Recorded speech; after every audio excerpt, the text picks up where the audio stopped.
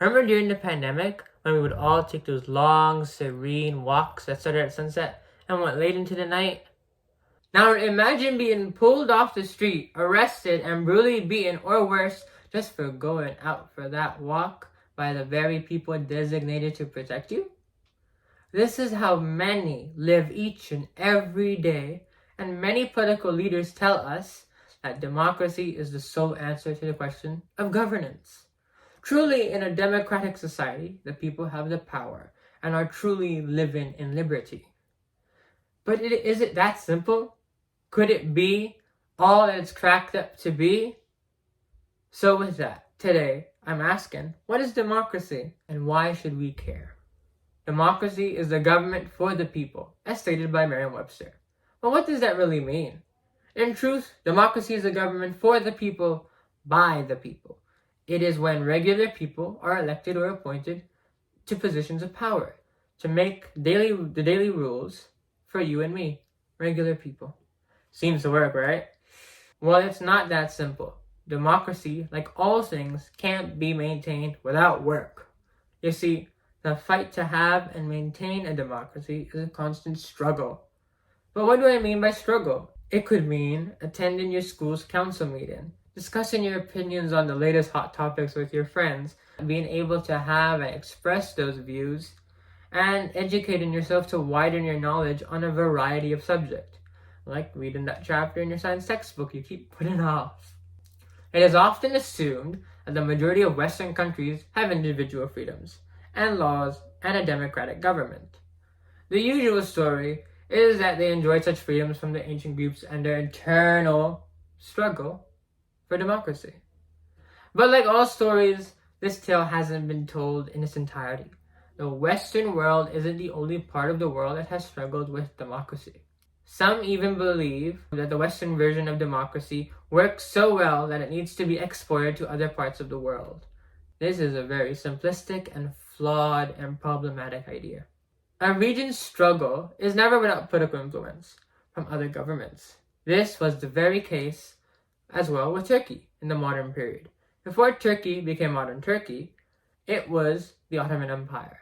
The history is complex, but what we know that the European powers divided the Ottoman Empire into a number of states and exerted a tremendous influence in the creation of modern Turkey. Due to European influence, a debate was created within Turkey. In the early 17th century, according to historian Ira Lapidus, they were the restorationists who wanted to return to the old leadership. Why? Because they felt threatened that European supremacy would erase their cultural identity.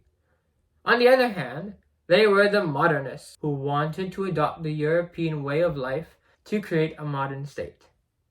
Throughout the centuries, these opposing points of view were in rigorous competition. Finally, the dominant view prevailed, favoring the modernization of Turkey along European lines. According to historian Abdullahi al-Naim, after many reforms and struggles, Turkey evolved into a modern nation. It created freedoms for minority religious groups under the millet system, the Armenian, Jewish, Syrian Orthodox, and a host of other Muslim communities. Progressing rapidly in Turkey. In the modern period, under the rule of Kemal Atatürk, the full equality of all citizens were enshrined in the 1926 constitution. So it seems like Western European influence worked in Turkey, right? That's not really the case. We cannot make that conclusion so fast. Under Kemal Atatürk, Turkey became very secular. All religious activities were watched by the government. Some minority groups were not officially recognized. According to historian Ira Lapidus, in 1925, the Sufi orders were declared illegal and were disbanded. In 1927, the wearing of a fez, the traditional Ottoman hat, was forbidden. In 1928, a new Latin script was introduced to replace the old Arabic script. In 1935, all Turks were required to take surnames in the Western fashion. This was a major cultural and political change imposed from the top, and it divided the country between modern urban elites and rural peasant masses. So, the issues are far from being solved just because Turkey leaned towards a Western democracy. Today, the debate of the role of religion and secularism is very much alive in Turkey. But Turkey isn't the only example of the formation of democracy in the Islamic world. So, with that, we move to British India, the prized peacock in the Imperial Zoo of Great Britain. According to my research, how should I say this? After World War II, colonialism became less out of fashion. That's putting it lightly. Great Britain realized that their prized bird would not be caged for long. It would spread its wings, or whatever peacocks do, and soar towards democracy.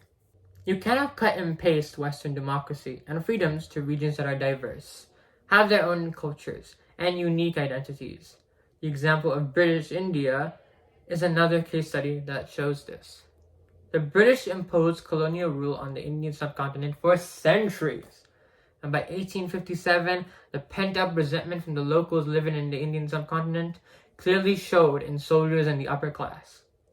According to historian Ira Lapidus, the British during this time threatened the old Indian Guard and leadership in power. They replacing them with British officers. But the British policies led to heavy taxation and confiscation of territory. Even more, the British threatened Indian culture and social values. For instance, they had introduced the English language and Western education, which interfered in the operations of Muslim law and opposed Hindu and Muslim religious practices. Of course, all this threatened the self-esteem of the Indian people. In this colonial climate, different groups began to react and respond in multiple ways. This was predictable because the Indian subcontinent is one of the most diverse regions in the world with over 22 languages spoken. The response varied from total rejection to everything British and Western to those, like the Turkish elites, who wanted complete westernization of their people. There were those in the middle of the spectrum who wanted to modernize while keeping their traditions. For the Indian Muslims, Syed Ahmed Khan was one of those leaders. His efforts and other like-minded leaders like Sultan Muhammad Shah led to the creation of Aligarh University. Students in Aligarh received both Islamic and English language studies. The university was meant to educate a new generation in the morals, political, and intellectual qualities needed for a young generation to participate in the British Raj. Of course, the road to modernization was never smooth. Competing visions of how to live, govern, and what matters created friction. There were riots, and everyday people suffered immensely. Families were displaced when the partition happened between India and Pakistan. Until today, we can see the ripple effects of colonization in India, Pakistan, and beyond. From all of this, there's one big takeaway. One version of democracy and modernization cannot be imposed on cultures and societies that have their own visions and dreams about how a society should work. Modernization cannot be top-down, and both examples in history tell us that it can create divisions amongst people. So, what have we learned, friends? Throughout history, recent or otherwise, democracy has remained fragile. Strong, yet fragile.